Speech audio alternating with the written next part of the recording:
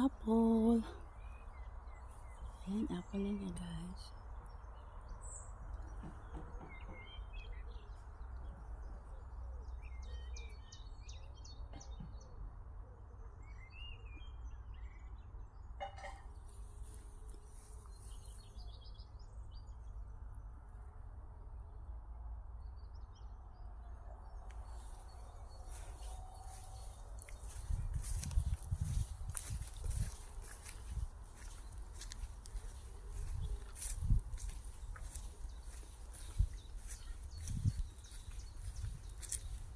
Tinatan ng cherry blossom.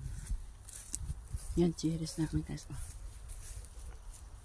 Puti-puti na si cherries na. Tingnan ang cherries. Oh. Yan.